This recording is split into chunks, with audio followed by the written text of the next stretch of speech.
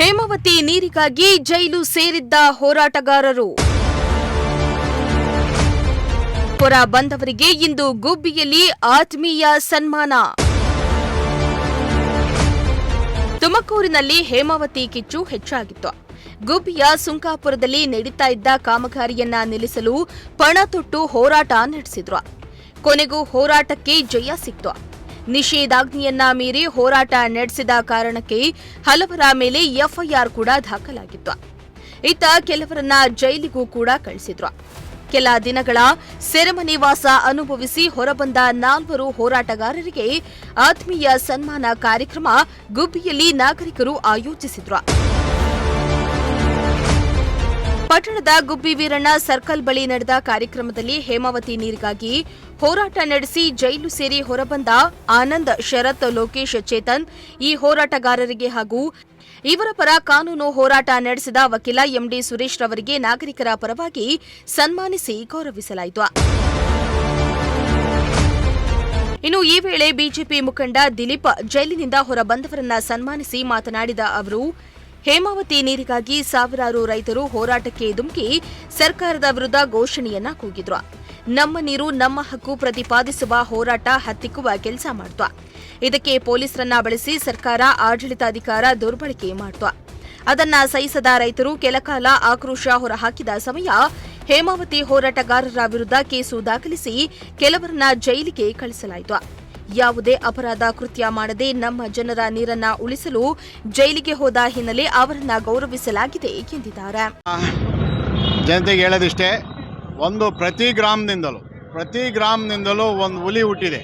ನಮ್ಮ ತಾಲೂಕು ನೀರನ್ನ ಉಳಿಸ್ಕೊಳಕ್ಕೆ ಪ್ರತಿ ಗ್ರಾಮದಿಂದಲೂ ನಮ್ಮ ನೀರು ನಮ್ಮ ಹಕ್ಕು ಉಳಿಸ್ಕೊಳಕ್ಕೋಸ್ಕರ ನಮ್ಮ ತಾಲೂಕಿನ ಹೋರಾಟ ಮಾಡ್ತಾರೆ. ಇವ್ರು 4 ಜನಕ್ಕೂ ಕೂಡ ಎಲ್ಲ ನಮ್ಮ ತಾಲೂಕು ಯುವಕರಿಗೆ ಸ್ಫೂರ್ತಿ. ಇವರು 4 ಜನ. ನಾವು ಎಲ್ಲರ ಜೊತೆಲೂ ನಾವು ನಿಮ್ಮ ಹಿಂದಿರ್ತೀವಿ, ಯಾವುದೇ ಕಾರಣಕ್ಕೂ ಎದುರಂಗಿಲ್ಲ. ನಮ್ಮ ನೀರು ನಾವು ಉಳಿಸ್ಕೊಬೇಕಾಗ್ತೈತೆ. ಹೋರಾಟ ಪ್ರತಿಯೊಂದು ಮನೆಯಿಂದಲೂ ಇದು ಕಿಚ್ಚೆತ್ತಿದೆ. ಯಾವುದೇ ಕಾರಣಕ್ಕೂ ನಾವು ಎಕ್ಸ್ಪ್ರೆಸ್ ಕೆನಲ್ ಆಗಕ್ಕೆ ಬಿಡಲ್ಲ ಅನ್ನೋ ಒಂದು ಹುಮ್ಮಸ್ ಬಂದಿದೆ. ಹುಡುಗರಲ್ಲೂ ಹುಮ್ಮಸ್ ಬಂದಿದೆ. ಯಾರೇನು ಬ್ಯಾಂಕ್ ದರೋಡೆ ಮಾಡಲಿ, ಯಾರನ್ನಾರ ಕೊಲೆ ಮಾಡಿ ಹೋಗಿಲ್ಲ. ರೈತರು ಹೋರಾಟದಲ್ಲಿ ತಗೊಂಡು ಹೋಗಿರೋದು ಇದು ಹುಮ್ಮಸ್ ತಂದಿದೆ. ಇನ್ನೂ ಹೆಚ್ಚಿನದಾಗಿ ಮನೆಗೊಬ್ಬರು ಇದು ಹೋರಾಟಕ್ಕೆ ತೊಡಗ್ತೀವಿ ಅಂತ ನಾವು ಎಲ್ಲರೂ ಒಪ್ಕೊಂಡಿದ್ದಾರೆ. ನಾವು ಹೋರಾಟ ಇನ್ನೂ ತೀವ್ರ ಸ್ವರೂಪಕ್ಕೆ ತಗೊಂಡು ಹೋಗ್ತೀವಿ. ಇನ್ನು ಇದೇ ವೇಳೆ ಹೇಮೆ ಹೋರಾಟದಲ್ಲಿ ಭಾಗಿಯಾಗಿ ಜೈಲಿಗೆ ಹೋಗಿ ಬಂದ ಹೋರಾಟಗಾರರು ಕೂಡ ಮಾತನಾಡಿದ್ರು. ಜೊತೆಗೆ ಹೋರಾಟಗಾರರ ಪರವಾಗಿ ವಾದ ಮಾಡಿ ಬಿಡಿಸಿದ ವಕೀಲರು ಕೂಡ ಮಾತನಾಡಿದ್ರು. ಇಲ್ಲಿ ಯಾವುದೇ ಪಕ್ಷ ಆಗಲಿ, ಯಾವುದೇ ಜಾತಿ ಮತ ಏನಿಲ್ಲ. ನಮಗೇನು ನಮ್ಮ ನೀರು ನಮ್ಮ ತಾಲೂಕು ನಮ್ಮ ಜಿಲ್ಲೆಗೆ ಕರೆಕ್ಟಾಗಿ ನೀರು ಸರಬರಾಜು ಆಗ್ತಾ ಇಲ್ಲ. ಹಾಗಾಗಿ ಬೇರೆ ನಮ್ಮನೆ ಹಾಳು ಮಾಡ್ಕೊಂಡು ಬೇರೆಯವ್ರ ಮನೆಗೆ ಉದ್ಧಾರ ಮಾಡೋದು ಅವಶ್ಯಕತೆ ಇಲ್ಲ. ಸೊ ಹಂಗಾಗಿ ಏನು ಅಂತಂದರೆ ಇಲ್ಲಿ ನಮಗೆ ಏನೋ ಇಂಪಾರ್ಟೆಂಟ್ ಆಗುತ್ತೆ ಅಂದರೆ ನೀರು. ನಮ್ಮ ರೈತರು, ನಮ್ಮ ಭಾಗದ ರೈತರು, ನಮ್ಮ ಭಾಗದ ನೀರು ಚೆನ್ನಾಗಿರಬೇಕು, ನಮ್ಮ ಭಾಗದ ರೈತರುಗಳು ಚೆನ್ನಾಗಿರಬೇಕು. ನಮ್ಮನೆ ಸಮೃದ್ಧಿ ಆಗಿರಲ್ವಾ ಪಕ್ಕದ ಮನೆಗೆ ನಾವು ಕೊಡೋಕ್ಕಾಗೋದು? ನಾವೇನು ಸಮೃದ್ಧಿ ಆಗಿಲ್ಲ. ನಮ್ಮ ತುಮಕೂರು ಕಡೆ ಹೋಗಿದ್ರೆ ಮಧುಗಿರಿ, ಕೊರಟಗೆರೆ ಈ ಕಡೆಯಲ್ಲಿ ನೀರೇ ಇಲ್ಲ. ಸೊ ಇನ್ನು ಆಗ ಕಡೆ ಭಾಗ ಕಟ್ಸೋಣ. ಈ ಕಡೆ ನೋಡಿದ್ರೆ ಚಿನಾಳಿಗೆ ಹೋಗ್ತಾ ಇಲ್ಲ. ಅದನ್ನು ಬಿಟ್ಬಿಟ್ಟು ಬೇರೆ ಕೊಡಿ ಅಂತಂದರೆ ನಾವೇನು ಕೊಡಲ್ಲ ನಾವು. ಫಸ್ಟು ನಾನು ಹೋರಾಟ ಅಂತೂ ಕೈ ಬಿಡಲ್ಲ.